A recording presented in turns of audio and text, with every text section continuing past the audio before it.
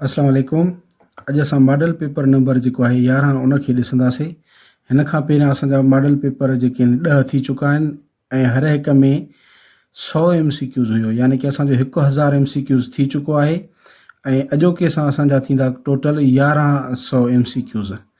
ही 34 जेके आहिनि मॉडल पेपर्स आहिनि, इहो सिलसिलो ईअं अॻिते ॾींहों ॾींहुं वधंदो वेंदो। इन खां पहिरियां जो मां शुरू कयां, अगरि तव्हां मुंहिंजे यूट्यूब चैनल ते नवां आहियो त काइंडली हिन खे सब्सक्राइब कयो ऐं हर हिकु MCQ सां गॾु मां कोशिशि कंदो आहियां त कुझु एक्स्ट्रा इन्फॉर्मेशन बि उन ते सर्च करे तव्हांखे प्रोवाइड कयां।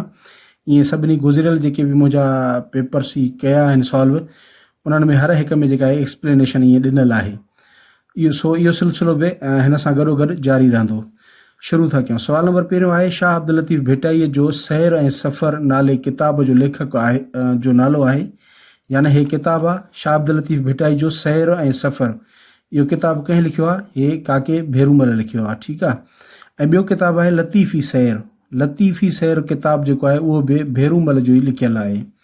थी सघे थो इहो साॻियो किताबु हुजे या वरी ॿियो किताबु हुजे। बहरहाल इहो यादि हुजे, शाह अब्दुल लतीफ़ भिटाई जो सैर ऐं सफ़र ऐं लतीफ़ी सैर ॿई किताब जेके आहिनि काके भेरूमल जा जेके आहिनि लिखियलु आहिनि। ठीकु आहे। सवाल नंबर 2 आहे, ब्रिटिश म्यूज़ियम लंडन वारे शाह जे रिसाले जो कलमी नुस्ख़ो कंहिं सहेड़ियो? हीअ आहे डॉक्टर गुरबख्शियाणी। ठीकु आहे। ऐं ॿियो हिकिड़ो किताबु आहे शाह साहब का काविया। शाह साहब का काविया, हे जेको आहे हिंदी किताबु आहे डॉक्टर जोतवाणीअ जो। ठीकु आहे, डॉक्टर जोतवाणीअ जो। ऐं हीअ जेको डॉक्टर गुरबख्शियाणी शाह जो रिसालो लिखियो हुयो उहो 3 जुल्दनि में हुयो। ठीकु आहे। हीअ बि एक्स्ट्रा इन्फॉर्मेशन आहे। सवाल नंबर 3 आहे, शाह जूं सूरमियूं नाले किताबु कहिड़े सन में शाया थियो?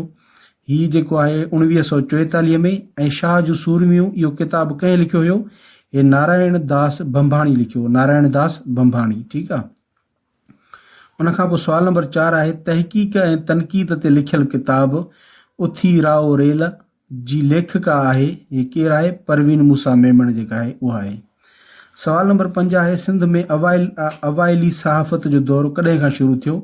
हे 1890 खां जेको आहे सो इहो दौरु शुरू थियो आहे, सहाफ़त जो अवाइली दौरु। ठीकु। उनखां पोइ आहे सवाल नंबर 7, रॻूं थियूं रुबाब कहिड़े शाइर जे नज़म जो मजमू आहे? हे तनवीर अब्बासी जो।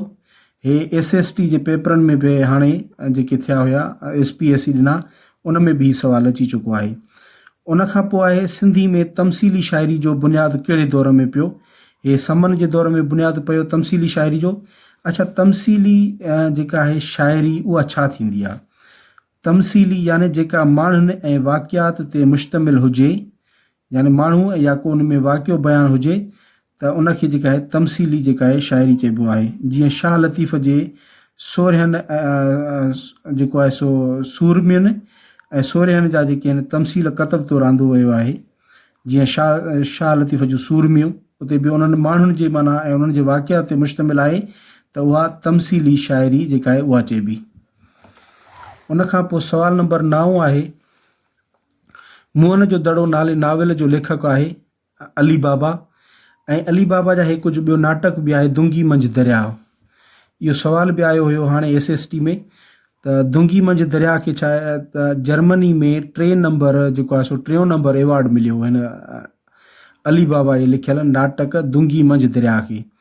ऐं SST में सुवाल बि इहो ॾिनो वियो त काऊं नंबर हिन खे जेको आहे सो इनाम मिलियो वियो हुयो, उहो 3 नंबर हुयो जर्मनी में। ठीकु आहे। ऐं उनखां पोइ जेके हिन अली बाबा जा जेके ॿिया बि आहिनि किताब, उहो संदबाद जो सफ़र, धरती धिकाणा, आयल ॾे ओलाणा, इहे बि जेके किताब आहिनि अली बाबा जा लिखियल आहिनि। ठीकु आहे।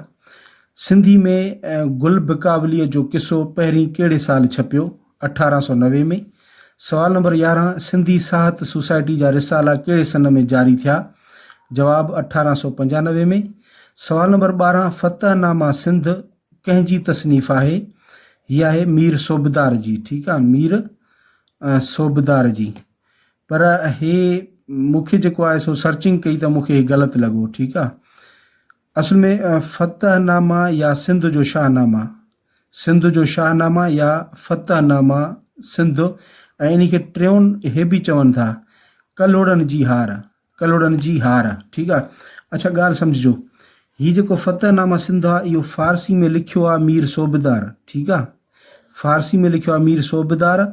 इन खे मीर हसन जेको आहे मीर हसन अली टालपुर, मीर हसन अली टालपुर इन जो सिंधी में तर्जुमो कयो, ठीकु आहे।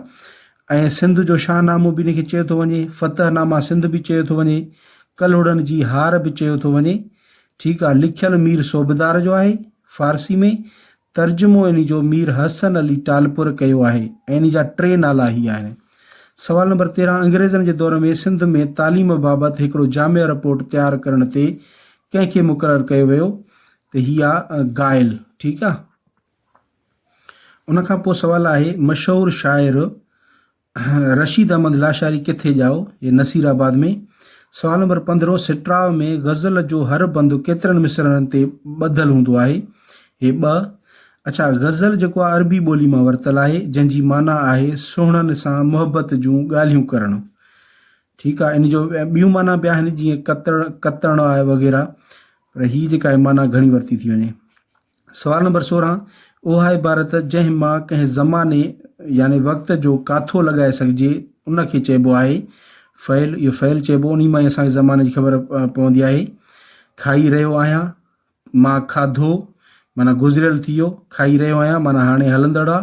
अहिड़े क़िस्म सां जेके अंदाज़ा लॻंदा आहिनि उहे असांखे फ़इल मां लॻंदा आहिनि।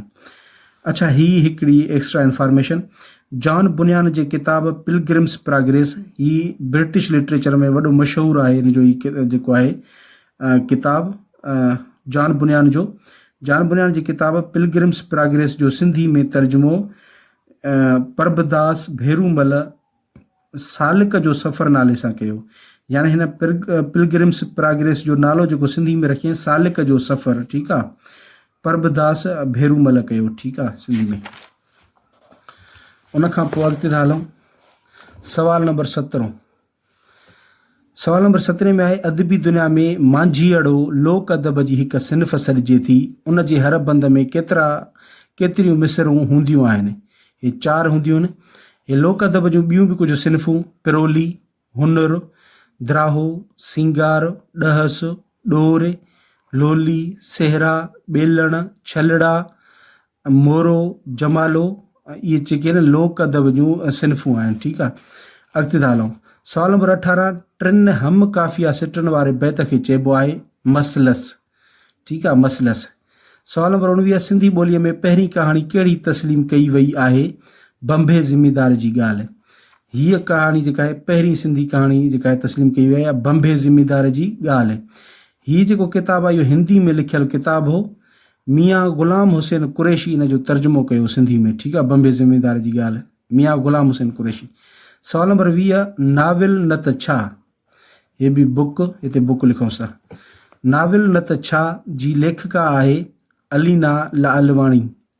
सवाल नंबर 21, हज़रत लाल शहबाज़ कलंदर जी ममातीअ बाद केतिरनि सालनि खां पोइ शाह अब्दुल लतीफ़ जी विलादत थी? उन जी वफ़ात खां पोइ 435 साल पोइ शाह लतीफ़ जेको आहे सो पैदा थिया हुया।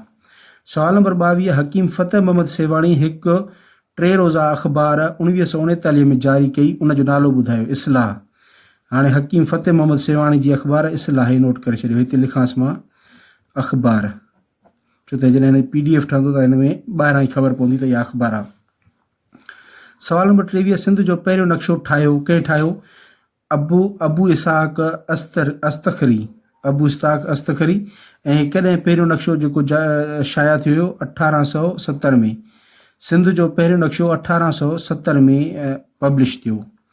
सवाल नंबर 24, ॿाराणे अदब ते लिखियलु किताब ॿोलियूं लोलियूं ॿारनि जूं जो लेखक आहे हीअ आहे बेखूद बलोच। हिन में गीत ऐं नज़म ॾिना विया आहिनि हिन किताब में, ॿोलियूं लोलियूं ॿारनि जूं। उनखां पोइ सवाल आहे 25, सिंध बाबति तारीख़ सभ खां पहिरियां कंहिं लिखण जी कोशिशि कई? सिंध जी तारीख़ बाबति सभ खां पहिरियां कंहिं लिखण जी कोशिशि कई? उहो आहे अली बिन अबू बकर कूफ़ी। सवाल नंबर 26, फ़िरोज़ शाह तुग़लक खे नंगरकोट जे बुतखाने मां केतिरा किताब हथाया? 1300। सवाल नंबर 27, इस्लामी दुनिया जो उहो कहिड़ो पहिरियों मुल्क हो जिते मदरसनि जो रवाजु पियो? सिंध। सवाल नंबर 28, सिंध में मुसवरीअ जो फ़न किथां आयल सम्झियो वञे थो? ओलह एशिया खां। सवाल नंबर 29, शाह अब्दुल लतीफ़ भिटाई पंहिंजे रिसाले में उठनि लाइ केतिरा नाला इस्तेमालु कया आहिनि? 12। नोट कयो, 12 नाला उठनि जे लाइ। ठीकु आहे, ज़बरदस्त। सवाल नंबर 30, रूहल फ़क़ीर सिंधीअ खां सवाइ ॿी कहिड़ी ॿोली जो मशहूरु शाइर आहे? हिंदी जो। सवाल नंबर 31, शाह अब्दुल लतीफ़ भिटाई केतिरा भेरा हिंगलाज वियो? 2 भेरा। सवाल नंबर 32, जॾहिं को लफ़्ज़ मजाज़ी माना में इस्तेमालु थिए ऐं उन में तशबीह खां सवाइ को ॿियो तालुक़ु न हुजे त उनखे चइबो आहे मजाज़े मुरसल। हाणे मजाज़े मुरसल जेको आहे ऐं किनायो सम्झिजो। किनायो जेको हूंदो आहे, मिसाल मां थो चवां इरफ़ान जा हथ ड्रिघा आहिनि। हाणे हिन जो मतिलबु इहो न आहे त हथ ड्रिघा अथसि लेंथ में, न, यानी कि इरफ़ान जी जेका पहुच आहे, हिते जेको ॾिसो न असां माना हक़ीक़ी माना न, ॿी माना था वठूं, असां मिजाज़ी माना था वठूं, यानी इरफ़ान जी वॾी पहुच आहे, इन जी मतिलबु इहो थींदो। हाणे मजाज़े मुरसल में फ़र्क़ु सम्झी वञो। किनायो में मजाज़े मुरसल, मां हिकु गिलास पीतुमि। हाणे गिलास का पीअण जी शइ आहे छा? न आहे न। ज़ाहिरी ॻाल्हि आहे, हिन गिलास मां मतिलबु आहे पाणी। पाणी यानी सिफ़त मां जॾहिं असां उनजी मौसूफ़ वग़ैरह जो हिन में चकर हूंदो आहे, इन मां सिंपली इहो सम्झो त गिलास पीअण जी शइ न आहे। मिसाल मां चवंदुमि मां 2 प्लेटां खाधियूं हूंदा, 2 प्लेटां छा जूं? बिरयानी जूं। त बिरयानी थी न असल में। त इहे जेके अहिड़ा जुमिला हूंदा आहिनि, इहे मजाज़े मुरसल सॾिबा आहिनि। ऐं हुन में इरफ़ान जा हथ ड्रिघा आहिनि, इन जो मतिलबु इहो वरी किनायो हूंदो आहे, माना इशारो हूंदो आहे त हिन जी पहुच वॾी आहे। सवाल नंबर 33, कंहिं सफ़र जे वाक़े खे अहिड़ी तरह कलमबंद करणु जो उन में लेखक जो नुक़्ता नज़र ॾिसण में अचे, उनखे चइबो आहे मज़मून निगारी। सवाल नंबर 34, ज़िंदगी रुञ वांगुरु आहे, कंहिंजो मिसाल आहे? मशबाए अक़ली जो। सवाल नंबर 35, अहिड़ी मुख़्तसर कहाणी जेका हिक ई वेहक में पढ़ी सघिजे, उनखे चइबो आहे कहाणी। हाणे हे कहाणी न हुजणु खपे, आहे हिते अफ़सानो हुजणु खपे, अफ़सानो, छो त अफ़साने जी वसफ़ ई आहे जेका मुख़्तसर कहाणी हुजे ऐं हिक ई वेहक में असां उनखे पढ़ी सघूं त उनखे अफ़सानो चइबो आहे। मुख़्तसर कहाणी खे अफ़सानो चइबो आहे, हिते अफ़सानो हुजणु खपे आहे। ऐं हीअ अफ़साननि जो किताबु आहे हिकिड़ो, लज़्ज़त गुनाह, आगा सलीम जो लिखियलु आहे। ठीकु आहे। कंहिं शइ खे ॿी शइ वांगुरु करार ॾियण खे चइबो आहे तशबीह। हाणे हिते तशबीह वरी इस्तारो, इहो सम्झिजो।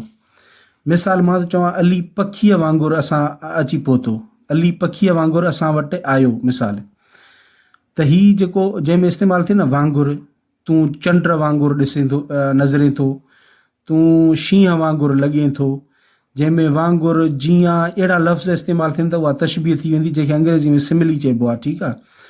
ऐं जेकर असां बराह रास्त उहा शइ उन खे करार ॾियूं, मिसाल तूं त चंड आहीं, अली त पखी आहे, तूं त शींहं आहीं, त उहो असांजो इस्तारो थी वेंदो। माना लफ़्ज़ जेको वांगुरु आहे, जीअं, उहो हटी वेंदो त इस्तारो थींदो। जेकॾहिं उहो इस्तेमालु थींदो त पोइ तशबीह थींदी। ऐं अंग्रेज़ी में हिनखे इस्तारे खे मेटाफर चइबो। उनखां पोइ सवाल नंबर 37 आहे, अहिड़ी ॻाल्हि जेका ज़ाहिरी हवास बजाए बातिनी हवास मां मालूम थिए त उनखे चइबो आहे मुशबाए बअक़ली। सवाल नंबर 38, सनत अय्याम मां मुराद आहे वहम में पवणु। सवाल नंबर 39, अहिड़े किनाया खे छा चइबो आहे जंहिंमें वास्ते जी घणाई न हुजे ऐं न ई लिक हुजे, इनखे तारीज़ चइबो। सवाल नंबर 40, अफ़साने जी ख़ासियतुनि मां अहम ऐं बुनियादी शइ आहे, अहिड़े किनाया खे छा चइबो आहे जंहिंमें वास्ते जी घणाई न हुजे ऐं न ई लिक हुजे, त हिन जो जवाबु थींदो तारीज़। सवाल नंबर 40, अफ़साने जी ख़ासियतुनि मां हिकु अहम बुनियादी शइ आहे इख़्तिसार, यानी मुख़्तसर हुअणु। अफ़सानो मुख़्तसर हूंदो आहे। सवाल नंबर 41, तशबीह तवसिया कहिड़ी तशबीह जी उबतड़ आहे? तशबीह जम जी। सवाल नंबर 42, कहिड़ी सनत में लफ़्ज़ पंहिंजी असली माना में इस्तेमालु नथो थिए? जवाबु इस्तारो। उनखां पोइ सवाल आहे सवाल नंबर 43, उन ई नज़म खे छा चइबो आहे जंहिंमें अल्लाह ताला खां दुआ घुरबी आहे? मनाजात। सवाल नंबर 44, मशब्बा छा खे चइबो आहे? जंहिं शइ खे ॿी शइ सां तशबीह ॾिनी वञे उनखे मुशब्बा चइबो आहे। सवाल number 45, to carry the day जी माना आहे फ़तहमंद थियणु, यानी फ़तह हासिलु करणु उन वक़्तु। सवाल number 46, take a leap in the dark जी माना आहे बेपरवाह थी कदम खणणु। सवाल नंबर 47, G.R. हंटर जे किताब जो तर्जुमो सिंधू लिखत जो बयानुल अक़वामी लिखतनि सां लाॻापो, जे नाले सां कयो आहे, माना हे किताब जो नालो आहे, हिन जे किताब जो तर्जुमो थियो आहे, इहो कंहिं कयो आहे? अता मोहम्मद बम्बरी। सवाल नंबर 48, हज़रत कलंदर लाल शहबाज़ जे फ़ारसी कलाम जो सिंधी नज़म में मंज़ूम तर्जुमो दीवान कलंदर जे नाले सां कयो आहे कंहिं? अल्लाह बख़्श शेख। सवाल नंबर 49, टू एक्सेल इन मां मुराद आहे गोए खणी वञणु। सवाल नंबर 50, टू कन्वर्स विथ जो मतिलबु आहे ॻाल्हि ॿोल करणु। सवाल नंबर 51, ही शेर कंहिंजो मिसाल आहे? हाणे ही सनत सलीस जो आहे। सवाल नंबर 52 आहे इस्तिलाह इहो ॿिल्हो करण जी माना आहे मथाछिरो कमु करणु। सवाल नंबर 53, हीअ रुबाई कंहिंजो मिसाल आहे? ही सनत रवैया। सवाल नंबर 54, किताब तारीख़ सखर जो लेखक आहे रहीमदाद मौलाई शीदाई। कॾहिं कॾहिं सवाल ईंदो आहे त मौलाई शीदाई जो असुल नालो छा आहे, त उहो थींदो रहीमदाद। ऐं हिन जी तारीख़ सिंध, जन्नतुल सिंध, बखर जी तारीख़, सिंध जा क़दीम शहर, इहे सभु टई किताब बि हिन रहीमदाद मौलाई शीदाई जा लिखियल आहिनि। सवाल नंबर 55, शेख सादी शिराज़ी जे किताब गुलिस्तान जो बा मुहावरा सिंधी तर्जुमो कयो आहे कंहिं? मौलाना मोहम्मद क़ासिम सूमरे। सवाल नंबर 56, ही बैत शाह जे रिसाले जे कहिड़े सुर में आहे? जवाब सुर कल्याण में। ही बैत शाह जे रिसाले जे कहिड़े सुर में आहे? जवाब हिन में कोन्हे मेंशन थियल। सवाल नंबर 58, पहिरियों भेरो सिंधी में सरकारी टियों किताब 1853 में छपियो, लेखक जो नालो आहे उधाराम। सवाल नंबर 59, ज़बानी हिसाबनि जो वाटूं दिलि जा हिसाब नाले किताब सिंधीअ में पहिरियों भेरो कॾहिं छपियो? 1876 में। सवाल नंबर 60, दरसी किताब मुंतखिब शाह जो रिसालो जो लेखक आहे काज़ी हाजी अहमद। सवाल नंबर 61, किताब शख्स ऐं अक्स, ये किताब आहे शख्स ऐं अक्स जो लेखक आहे मोहम्मद क़ासिम बुघियो। सवाल नंबर 62, हाफ़िज़ अब्दुल्ला बिस्मिल। हाणे कॾहिं पुछिजे बिस्मिल कंहिंजो तख़ल्लुस आहे, त हाफ़िज़ अब्दुल्ला जो, जे ॼमण जो साल हो 1863। सवाल नंबर 63, ही कंहिंजो मिसाल आहे? ही इन्हनि मां का बि न। ही कंहिंजो मिसाल आहे? इन्हनि खे असां इग्नोर कयूं था। ठीकु। सवाल नंबर 65, ही कंहिंजो मिसाल आहे? इहो बि छॾियो हिनखे बि। सवाल नंबर 66, ही बैत शाह जे रिसाले जे कहिड़े सुर में आहे? भले पढ़ो, सुर हुसैनी में। सवाल नंबर 67, बर्टाल्ट ब्रेख्त जे ड्रामे लाइफ ऑफ गलेलो जो तर्जुमो आहे कंहिं कयो? तर्जुमो हिन जो लाइफ ऑफ गलेलो जो मोहम्मद इब्राहिम जोई। ऐं जेको हिन तर्जुमो करे रखियो त उनजो वरी किताब जो नालो रखियो उस्ताद गलेलो। ठीकु आहे। सवाल नंबर 68, शाइरीअ जो गुटको दर्द में दिलजोई जो शाइर आहे राशिद मोराई।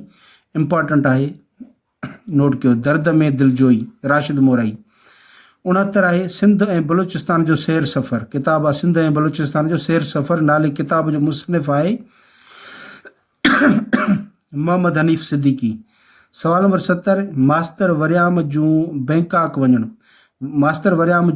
बैंकॉक वञणु नाले किताब जो लेखक आहे ताज मरी। नोट कयो, ताज मरी। ठीकु आहे। सवाल नंबर 71, ही शेर कंहिंजो मिसाल आहे? सनत अरसाद जो। सवाल नंबर 72, मिर्ज़ा कलीच बेग बिकावली। नोट कयो, आम आहे। बिकावली ड्रामो कहिड़े सन में लिखियो? 1894 में। सिंध जे दरवेशनि जी दरगाहनि ऐं ख़ासि माॻनि जे सफ़र बाबति किताब सामी सफ़र हलिया। इम्पॉर्टेंट आहे बि। सामी सफ़र हलिया जो लेखक आहे मखदूम गौस मोहम्मद गोहर। सवाल नंबर 74, नाविल बंभरकी जी भुण कंहिंजो लिखियल आहे? रेटा शाहाणी जो। सवाल नंबर 75, ग़ालिब सिंध कहिड़े शाइर खे चयो वञे थो? फैज़ बख्शापुरी खे ग़ालिब सिंध। ऐं लतीफ़ सानी कंहिंखे चइबो आहे? शेख अयाज़ खे। सवाल नंबर 76, कंहिं मशहूरु शख़्सियत इल्मी, अदबी, दीनी या सियासी वग़ैरह जी ज़िंदगीअ जूं हालतूं लिखण खे छा चइबो आहे? ख़ाका निगारी। सवाल नंबर 77, कसीदे जे शुरू में शाइर सुठी मौसम जी मंज़र निगारी करे थो, कसीदे जे उन ई पहिरें हिसे खे तशबीब खां सवाइ ॿियो छा चइबो आहे? गुरेज़। सवाल नंबर 78, मखमस जी माना 5 आहे, ॿुधाए त इहो कहिड़ी ॿोली जो लफ़्ज़ आहे? अरबी जो। ठीकु, अॻिते था हलूं असां। सवाल नंबर 79, उहो फ़इल जंहिंमें फ़ाइल खां सवाइ मफ़ूल बि ज़रूरी हुजे उनखे ग्रामर जे लिहाज़ खां चइबो फ़इल मुतअदी। हाणे फ़इल मुतअदी में सब्जेक्ट बि हूंदो आहे, वर्ब बि हूंदो आहे, ऑब्जेक्ट बि हूंदो आहे। फ़इल लाज़िमी में सब्जेक्ट बि हूंदो आहे, वर्ब हूंदो आहे, ऑब्जेक्ट न हूंदो आहे। मिसाल मां उस्तादु आहियां, हाणे इन में को ऑब्जेक्ट न आहे, ठीकु आहे, त इहो फ़इल लाज़िमी जुमिलो थी वियो। फ़इल मुरकिब उहे हूंदा आहिनि, मिसाल मारे विधो, लिखी मोकिलियो, वढे ॾे।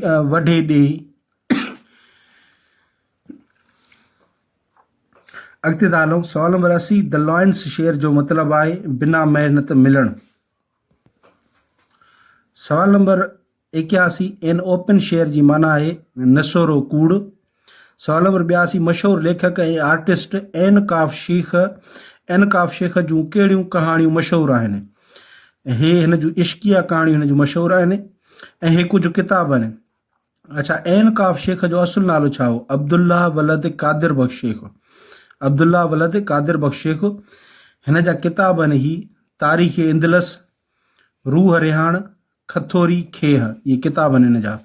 सवाल नंबर 83, सांगी के सारियाम नाले सवानाई खाकनि ते मुश्तमिल किताब कंहिंजो लिखियलु आहे? आफ़ाक़ सिद्दीकी जो। सवाल नंबर 84, जी अलाना जे लिखियल किताब असांजी आज़ादी जा अॻुवाण जो तर्जुमो कयो आहे जी अलाना। साॻे जो थोरो शक थो लॻे हिन में। सवाल नंबर 85, किताब सिंधी सकाफ़त ऐं शाह लतीफ़ कंहिंजो लिखियलु आहे? तनवीर अब्बासी जो। इम्पॉर्टेंट आहे बि सिंधी सकाफ़त ऐं शाह लतीफ़। सवाल नंबर 86, हर्ष जो शिकार नाले ड्रामे जो लेखक आहे भेरूमल महरचंद आडवाणी। अॻिते था हलूं। ही शहर कंहिंजो मिसाल आहे कंहिंजो आहे? सचल सरमस्त जो आहे। शाल न विसरी हो त ॿियो सभु मूं विसरे, मूंखे ताईं मौत हींअर अखिड़ियुनि में। ही शहर कंहिंजो आहे? ही ग़ुलाम हालई जो। सवाल नंबर 89, सिंधी अदबी बोर्ड तरफ़ां छपायल किताब वैतपती कोश जो लेखक आहे भेरूमल महरचंद आडवाणी। अच्छा, हिन जो करे हीअं कयो त भेरूमल जा जेके बि किताब आहिनि उहो मथां नालो लिखी करे, जेको निकिरे त उहो हेठां भेरूमल महरचंद आडवाणी जा किताब पंहिंजी फेयर कापी ते ईअं लिखी छॾे त बहितर थींदो। सवाल नंबर 90 आहे, सिंधी अदबी बोर्ड तरफ़ां छपायल किताब कुलियात अमीन जो मर्तब कंदड़ आहे अब्दुल हुसैन शाह मूसवी। सवाल नंबर 91, इन फुल स्विंग जो मतिलबु आहे पूरे ज़ोरनि ते। सवाल नंबर 92, बाय वर्चू ऑफ जो मतिलबु आहे शराफ़त। 93, 4 मार्च ऐं सिंधी जोधा नाले किताब जो लेखक आहे तारिक अशरफ। हीअ कंहिंजी शाइरी आहे? इहा आहे मोहम्मद ख़ान सारंग जी। ही कंहिंजो शेर आहे? मोहम्मद रमज़ान दिल। सवाल नंबर 96, किताब ख़ुश खसलत ख़ातून जी लेखिका आहे बेगम बादाम नातवान। सवाल नंबर 97, सिंधी अदबी बोर्ड तरफ़ां छपायल किताब जनरल साइंस जो लेखक आहे डॉक्टर सैयद सालिम मोहम्मद शाह। सवाल नंबर 98, ही शेर कंहिंजो आहे? ग़ुलाम मुस्तफ़ा मुश्ताक जो। सवाल नंबर 99, विथ अ व्यू जो मतिलबु आहे सरसरी जाइज़ो। सवाल नंबर 100, इन क्विस्ट ऑफ जो मतिलबु आहे विञाए छॾणु।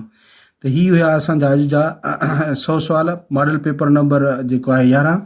ईअं ई अगरि तव्हांखे हिननि मॉडल पेपर्स जी जेका आहे PDF घुरिजे रिवीजन जे लाइ त उहा तव्हांखे मुंहिंजे नंबर ते जेको आहे मूंसां कॉन्टेक्ट करिणो पवंदो।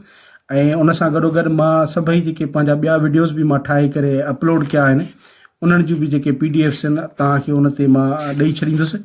उनजी थोरी जेका आहे फीस आहे उहा तव्हांखे पे करणी पवंदी। Thank you so much for watching this video.